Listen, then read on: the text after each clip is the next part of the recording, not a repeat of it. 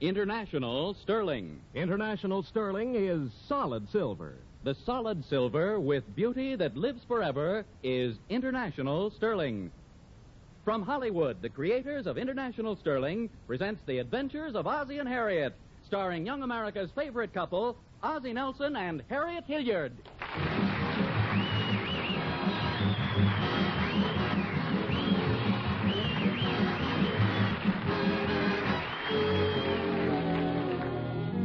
It's late afternoon as we join the Nelsons at 1847 Rogers Road. Harriet is sitting in the living room, and little David is just entering the house.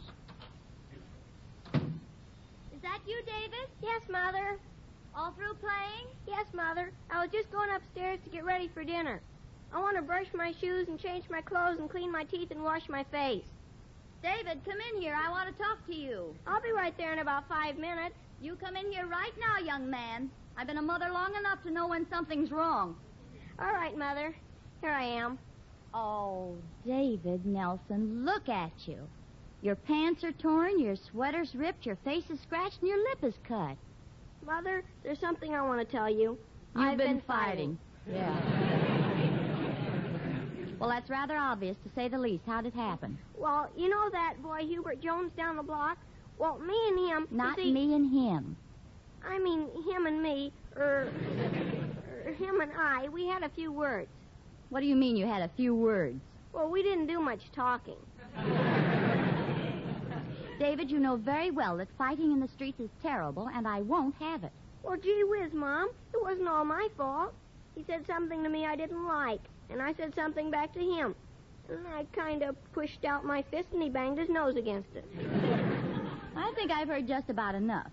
You'll have to be punished, David. I don't like to say that, but I'm afraid it's necessary. Oh, Mom. Now, don't look up at me with that sad face and try to break my heart, because it's not going to do any good. I think this is something for your father to handle. Oh, Ozzie. Ozzie. We're coming, dear. What is it, Harriet? Just look at David. He's been out fighting in the street with that Jones boy. It's disgraceful, that's what it is. You're his father, and I think you ought to say something to him. David? Yes, Dad. Who won?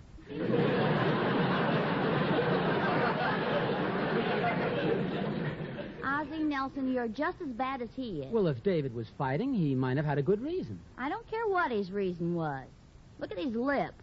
Look at his cheek. Look at his ear. I want him to grow up to look like my side of the family.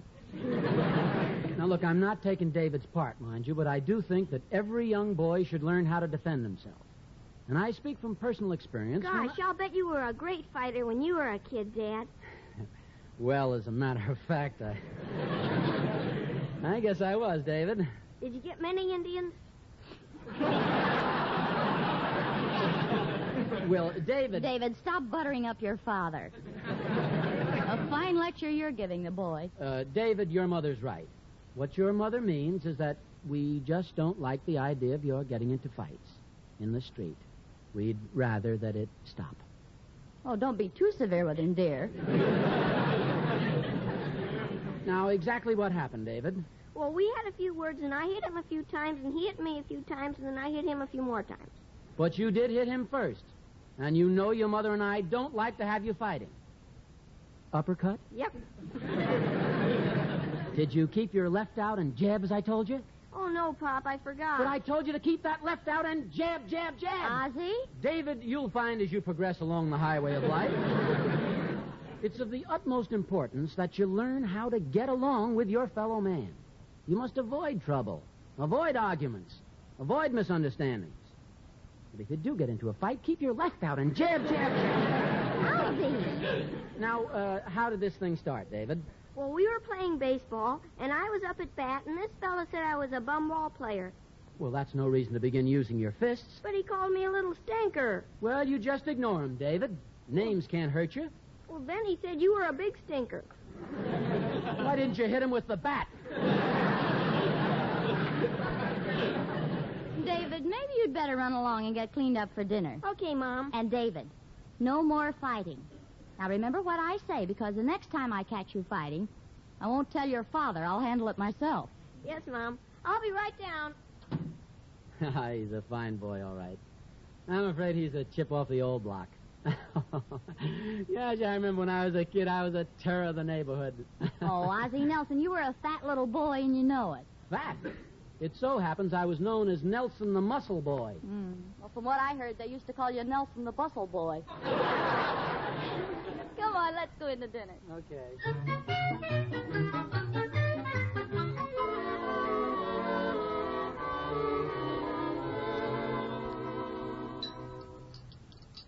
Gee, I'm glad the meat situation's eased up. Sure is good to eat a steak for a change. Was yours tender? Oh, perfect. Very tender. In fact, I cut it with my International Sterling Silver butter knife. Well, I'm glad you liked it, dear. I'll call Gloria. Oh, Gloria! Gloria! Did you call me, Mrs. Nelson?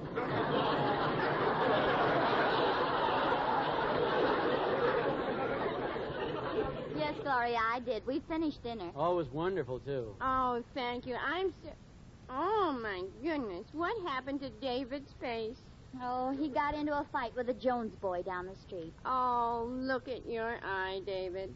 You're going to have a black eye just like I got once. The time somebody sneaked up behind me and gave me a kick. Somebody sneaked up behind you and gave you a kick. Yeah. And you got a black eye? I was looking through a keyhole at the time. Well, I just hope David doesn't make a habit of getting into these fights. Oh, don't worry, Mom. I'll see you later. I think fighting is terrible. And I know, too, because my mother and father were always getting into fights. Oh, that's too bad. They just never got along. They were divorced twice. Twice? You mean they remarried? Oh, no, they just wanted to make sure. You know, so much trouble could be avoided if everybody'd realize that there are two sides to every question. Things can be viewed from so many different angles. That's why I never wear slacks.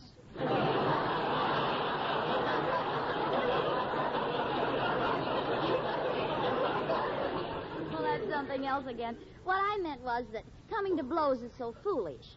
The old saying is still true. Might doesn't make right.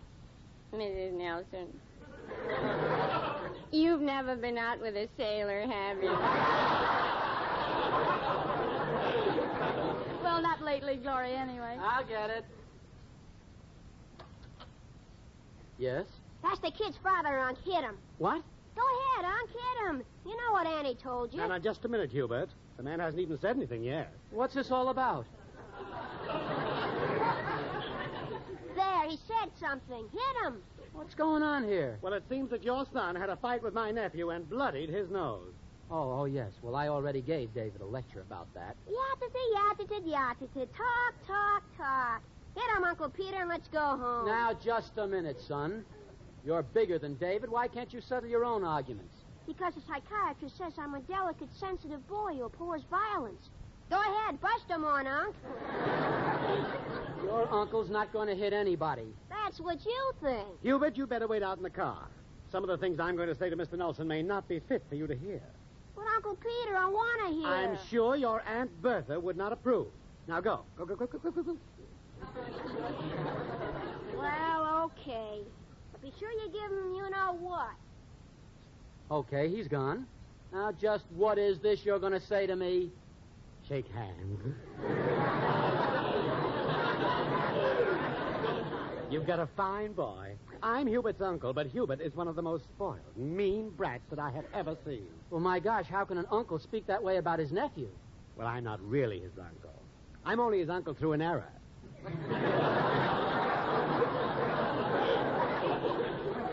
Through an error? Yes, I married his aunt. She's the one who forced me to come over here and bawl you out. Oh, really? You see, little Hubert comes by it naturally. He's always picking fights with other boys. Then my wife sends me out to argue with their parents. This is the 4th mission I've been on this week. Well, why do you go? Oh, Mr. Nelson, you don't know my wife. Well, you sound as if you're afraid of her. Afraid of her? If I didn't come over here to bawl you out, she would take me and bend me over backwards. Now, please, she can't really bend you over backwards. Mr. Nelson, I have spent some of the best years of my life staring at the seat of my pants. Oh, you're just like a lot of other men. You're afraid to assert yourself with your wife. Now, look, the next time she pulls that stuff, tell her off. Really? Absolutely. It's all a matter of psychology. Now, what's every woman's biggest fear? Having her husband run out on her. And that's the best way to threaten her. Make out you're running out on her, and she'll be a different woman. Is that so? Well, sure, there's nothing to it. At the end of one of your arguments, all you have to do is walk over to the door and leave. Are you kidding? At the end of one of our arguments, who can walk? Would you please listen to me? I'm telling you, it never misses. Now, the next time you have a little argument, don't take anything from her at all. Just get mad and say, I'm going out and I don't know when I'm coming back. And out you go. And don't just close the door, slam it. Slam the door. In 3 or 4 hours, you come back home.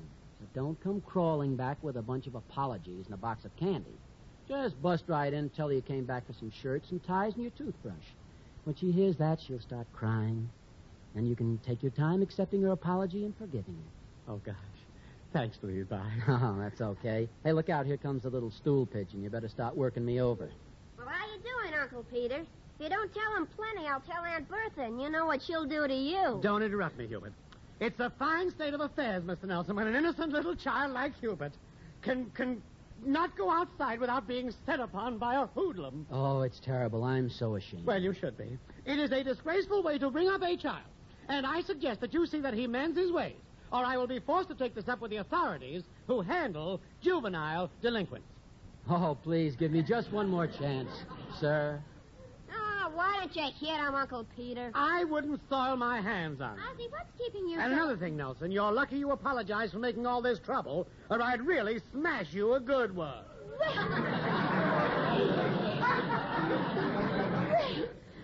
are you going to stand there and let him say things like that? Well, I'll explain later. And don't let it happen again. Goodbye. And you're peachy, Mr. Nelson. Why, Ozzie Nelson, I'm surprised at you. Now, stop jumping to conclusions. The idea is just standing there and taking all that abuse. Will you let me explain, please? I was just saving the poor guy's life, that's all. His wife made him come over here and do that. You mean you let him say those things to keep his wife happy? Well, what's wrong with doing a guy a favor? Well, leave it to men to figure out a thing like that, of all the idiotic things. Well, I don't see anything idiotic about it. I just helped them out, that's all. Besides, if men are idiotic, what are women? Oh, go on. Go on. It's just about time to bring up women drivers to prove your point, isn't it? No, it isn't. I happen to think that women drivers drive very well, considering they keep their eyes closed in traffic. Well, it happens to be a well-known fact that men are sillier than women. It does? Yes. Ask any woman. Harriet, maybe you're right at that. Maybe men are sillier than women. Oh, so you finally admit it. Yes, sir, they must be sillier than women, because look how silly women are, and men marry them. Oh, why, Ozzie Now, look Nelson. here, I'm not the type to argue. I happen to know there's only one way for a husband to handle a situation like this, and that's this way. Goodbye. Oh, Ozzie! Ozzie, come back. Yes? You forgot your hat.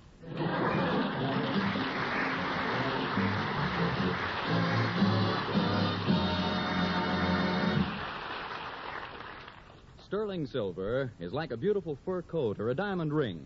Almost every woman desires it. And the sterling many of the most discerning women choose is International Sterling. International Sterling is genuine and enduring. It lasts and lasts because it's solid silver through and through. It's beautiful. It has a proud and impressive background. The craftsmen who make International Sterling are men to whom the art of silversmithing has been a cherished legacy for more than a century. In tribute to their skill, some of their work has been on exhibit in leading art museums. Yet, famous and lovely as International Sterling silver is, it is within your means, because you don't have to buy a complete set at once. You can get 1 or 2 place settings of International Sterling now and add others later. That's the convenient, economical way of buying sterling, a way that has placed International Sterling where it belongs, in more and more homes like yours. So don't just dream about sterling, own it. See your silverware dealer this week about International Sterling Silver.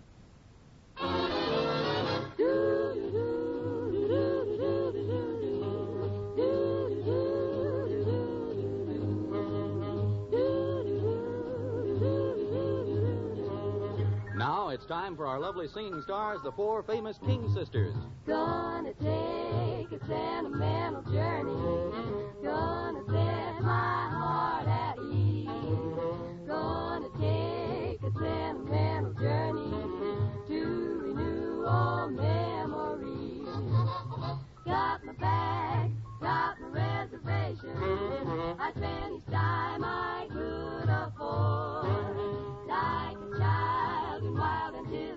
station.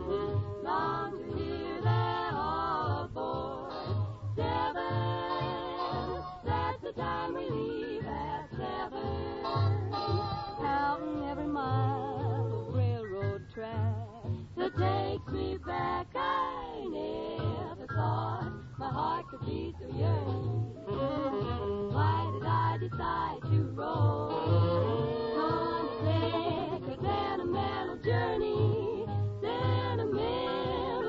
back home. 7, that's the time we leave at 7. I'll be waiting up for heaven, counting every mile of railroad track that'll take me back. Never thought my heart would be so yearning. Why did I decide to roam? Gonna take a sentimental journey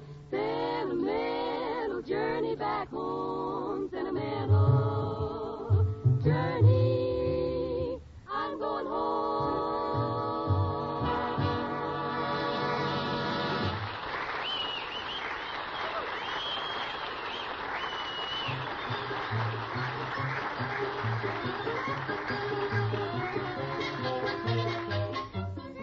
Now, let's get back to Ozzie and Harriet, shall we? There's been a little quarrel at the Nelson household this evening. Oh, I can't believe it's anything serious, but yet... Well, gosh, Ozzie did walk out and slam the door, and... Well, we'll see. As our scene opens, Ozzie is mumbling his way down the street. Sometimes you just gotta put your foot down. Hello, Mr. Nelson. Oh, hello, Emmy Lou. I'm sorry I can't stop to speak to you today, Mr. Nelson. I've simply got to meet my girlfriend downtown. I've got to fly. Well, run right along, Emmy Lou. I got nothing on my mind right now except a lot of domestic trouble anyway. Goodbye, Mr. Nelson.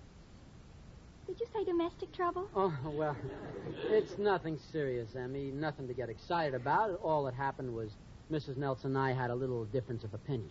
Oh, is that all? Yes, although that really does create sort of a problem. You call that a problem, Mr. Nelson? Just put yourself in my shoes. How would you like to meet a boy that you fell in love with at first sight, and he fell in love with you, too? And he kept saying he loved you, but he couldn't get married because he was supporting his little sister. And then you found out he didn't even have a little sister, that it was all lies, lies, lies. Is that what happened to you? Well, no, but I've got a blind date for tomorrow, and you never can tell.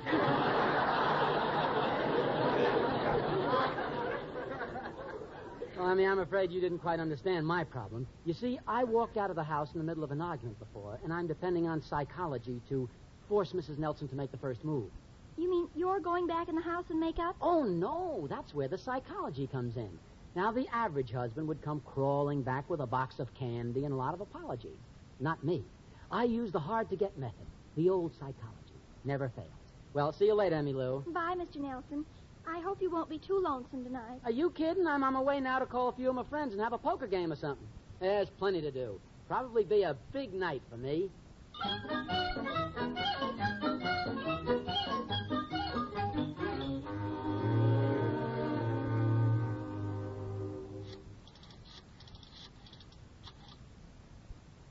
Oh, Charlie? Yeah, this is Ozzie. That's right. Yeah, I haven't talked to you in months. What's new? Really? Today? Oh, well, congratulations. What is it, a boy? Ah, that's swell. And I don't suppose you'd be interested in the game tonight. Well, anyway, it's been nice speaking to you, Charlie. Haven't talked to you in months. So long. Oh, by the way, this new edition's number 4, isn't it? What? Number 9? Say, I haven't talked to you in years. Well, that takes care of Charlie. You see, Don couldn't make it, or Harold, or Ben. I think I'll give Al a ring.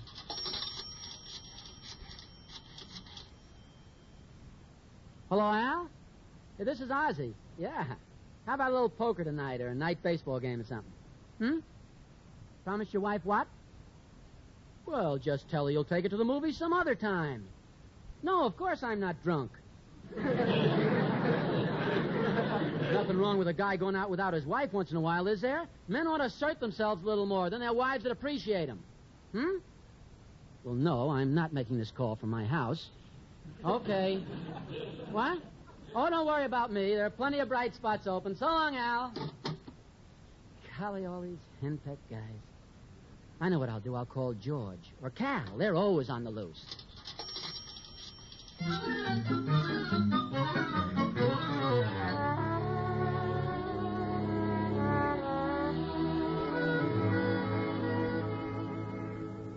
Oh, golly, all these henpecked guys.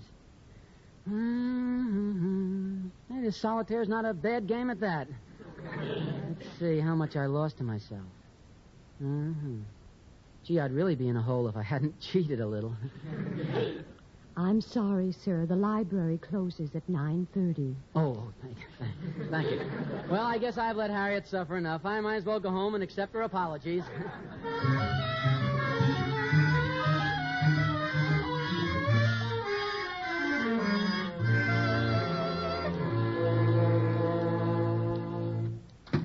Is that you, Ozzy? Yes, Harriet. Did you come back for something? Oh, I think I'll stay downtown tonight. Fine, that'll be a break for me. You've been snoring lately. Well, I just came back to get my other suit and some shirts and ties. I'll go upstairs and get them now. Oh, don't bother. I packed a suitcase for you with your things in it. It's right there by the doorway. Oh, yes. Thank you. What's the matter? Don't you like the suitcase? Oh, yes. It's fine. Well, that's fine. I suppose you've been having a big time. Oh, I just hit a few of the high spots. Dropped into the Macombo, and then over the Trocadero, and from there to Ciro's. Did you dance? Well, just a couple of turns around the floor at each place. With anyone I know? No, just a couple of cute little girls I happened to meet. They weren't particularly brilliant conversationalists, but they certainly were... Good dancers? Well, it was so crowded, we just stood in the middle of the floor and vibrated a little. Oh. Well, that sounds like fun. Yes, it was, I guess. Well, I'd better be going.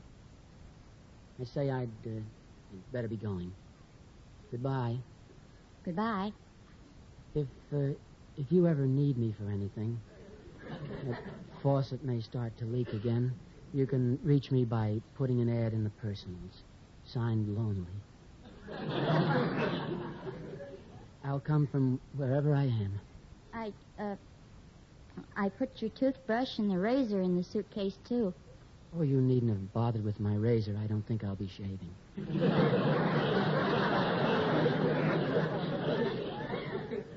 Well, goodbye. Goodbye. What's that you're hiding in back of you? Why? What do you mean? Oh, I'm sorry. It's silly of me. I just thought for a minute it was a box of candy. How can a woman be married to a man for 10 years almost and know so little about his character? Don't you realize that if I brought home a box of candy to you, it would be an admission of defeat? It'd be like saying, I'm sorry, forgive me. Well, what is that behind your back? A box of candy.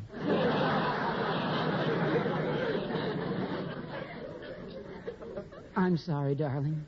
Forgive me. Oh, no, it was all my fault. I was so stubborn. Oh, but you were right all the time. No, I was wrong. You were right. Then why didn't you apologize? And packing that suitcase. You would have let me leave, wouldn't you? But Ozzy... I never want to see that suitcase again. I'm going to throw it out right now. Here, I'll give you a hammer. A hammer? Yes, the suitcase is nailed to the floor.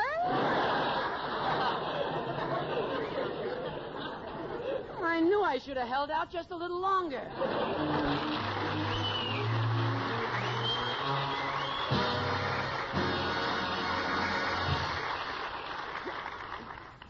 Ozzie and Harriet will be back in a moment. Mr.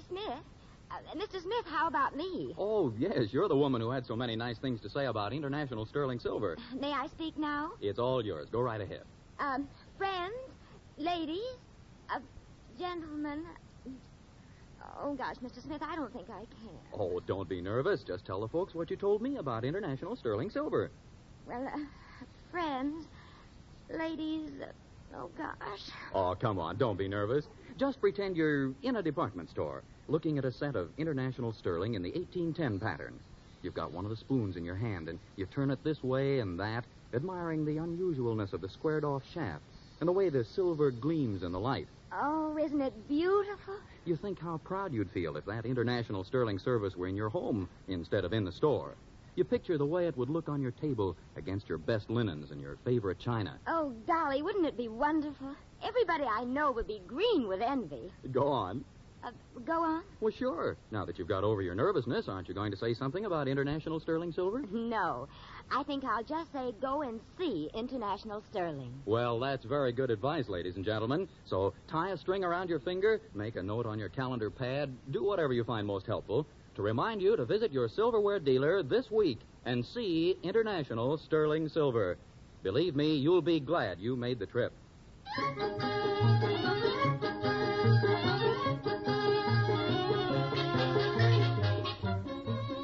And now let's look in on Ozzie and Harriet again. Ozzie, Yes, Harriet? I forgot to tell you. Before you got back, the librarian called and said she found your King of Diamonds under the nonfiction table. Oh. Well, then you knew I wasn't at the Macumba or Ciro's dancing with those girls? Yes, dear. Well, then why did you look so mad? Because you looked so happy while you were telling me about it. Oh, fine.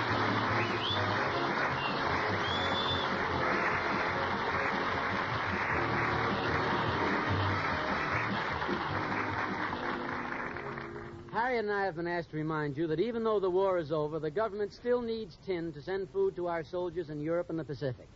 It needs tin to pack medical supplies for our wounded soldiers. It needs tin to put civilian goods back on the market. The need is great and the supply limited. And it'll take some time before we can get normal shipments from such places as the Dutch East Indies and Malaya. So for the time being, our most valuable tin mine is the American kitchen. And let's make sure that the tin cans are prepared properly for salvage. The labels removed, the tin washed thoroughly, and prepared in accordance with local requirements. Thanks a lot, folks, and good night. Night, folks.